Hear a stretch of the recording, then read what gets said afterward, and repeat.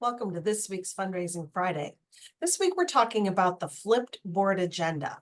This is a way to structure your board meetings to get more board engagement and, frankly, to just have a better board and a better organization. Too often I hear organizations or board members or executive directors complain about how disengaged their board members are.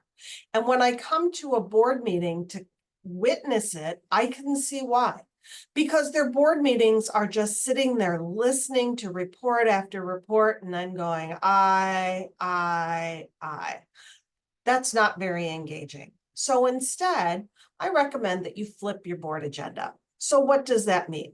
First of all, you want to start with some kind of an icebreaker question that gets your board talking, laughing, and gets to know each other, frankly, as people rather than as someone beyond the board table. You can have a serious question like, why are you a member of this board? Why is this mission important to you? Or something fun, like what's your favorite summer activity or your favorite summer beverage? Anything to get your board members talking and to get them into the meeting.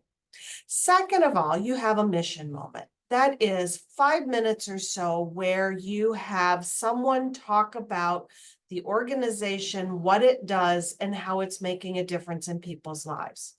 Most board members are disengaged from the frontline work of your organization, and this is a way to connect them.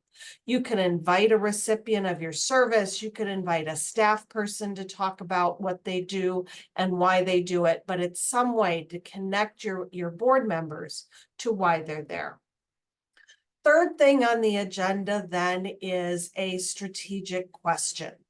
And that's where the bulk of your meeting time should be spent.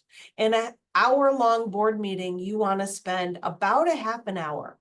And that is on some question or issue that's facing your organization. Maybe it's strategic planning. Maybe something came out of strategic planning. Maybe it's something like we need to diversify our funding stream. But it's something to get your board talking, thinking, strategizing on behalf of your organization.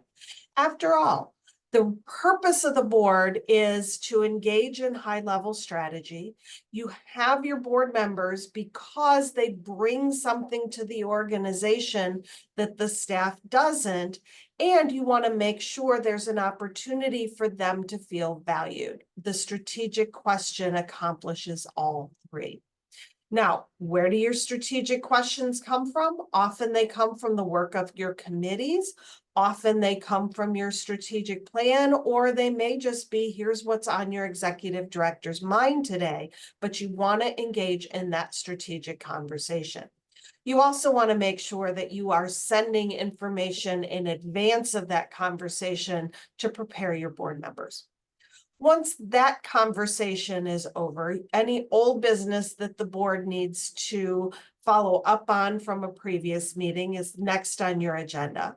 And then you have the consent agenda. These are all of the reports that you have to do, approving the minutes, committee reports, your financial reports, which you may or may not pull out depending on what they look like.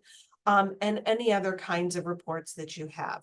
Rather than each committee talking about what they're doing or the executive director droning on about everything that's happening in the organization, put it in writing.